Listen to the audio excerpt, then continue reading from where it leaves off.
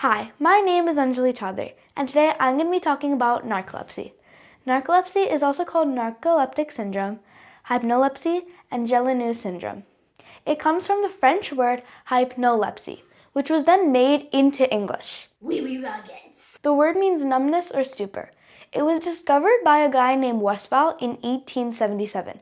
This was when the first convincing descriptions of narcolepsy cataplexy were reported. Narcolepsy is a condition where your brain doesn't know when to sleep. This can cause you to get really drowsy or even just collapse, which we'll talk more about later. Narcolepsy is one of those genetic disorders where scientists don't know how it's inherited, but we do know there's a 1 to 2% chance of getting it, and it's an autosomal trait. Narcolepsy is found in an allele which is located on chromosome 6. This is part of the MHC, the major histocompatibility complex, and this is linked to the growth of narcolepsy. The first symptom of narcolepsy you would notice is you're just tired. You'll feel drowsy and maybe feel like passing out in the daytime. Another symptom are sleep attacks.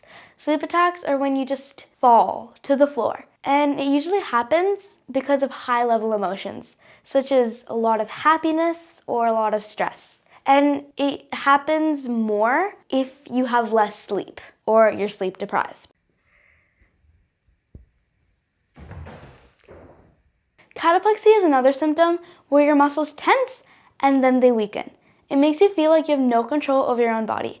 And a sign that you're about to fall down because you can't feel your muscles is if your posture starts to decline or your jaw starts slumping down. Moving on to the effects of narcolepsy. Because your brain doesn't know when to sleep, this can result in something called fragmented sleep. This is when you have really on and off sleep. You wake up, you go back to sleep, and it's just a loop.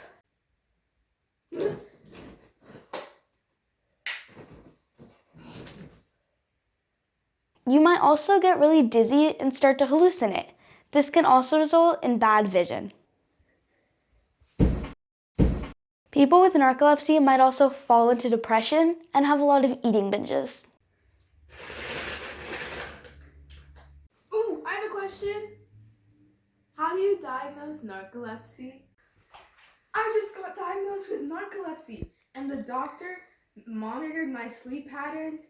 They did sleep latency tests and sleep studies. What is a sleep latency test? This is a test that's usually done after a sleep study. What they do is they have you take a lot of naps, usually 4 to 5 of them, that are 2 hours apart. And what they do is they check how long it takes you to fall asleep, which is called sleep latency, thus the title, and they check a lot of other things, like your muscle activity, where your eyes are going, and other things like that. Narcolepsy cannot be cured. However, the lifetime for a person with narcolepsy is completely normal. However, it might be harder for this person to live a normal life. This is because whenever they're participating in activities, they might feel drowsy and could just have a sleep attack at any moment, especially if they have an overwhelming amount of emotions. This also makes life harder for the person's family because they always have to be on the lookout and ready to stop whatever they're doing to take care of their family member, which is just how it is. Narcolepsy doesn't have a cure, as I said before, but there is treatment. You can take antidepressants, oxybates, and stimulants. These can help your symptoms feel less painful and less overwhelming, but they're never gonna fully go away. Another thing you can do is adapt your lifestyle. This involves going out more, having a social life, eating healthy, and working out, but not working out to a point where it becomes even more dangerous.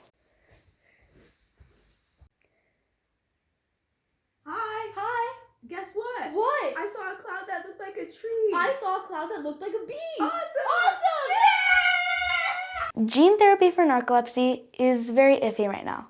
What they're trying to do is introduce your body to a protein called orexin. However, they're still testing in animals, and it's not widely available in a lot of the world. It's also considered not safe to take it. Stanford is considered the world leader in narcolepsy research. They have published over 300 articles on it, and they're the ones who made the discovery that hypocretin is linked to narcolepsy. That is considered one of the most amazing discoveries in sleep medicine in the last 50 years. I hope you learned a little bit something about narcolepsy. Now have a good rest of your day.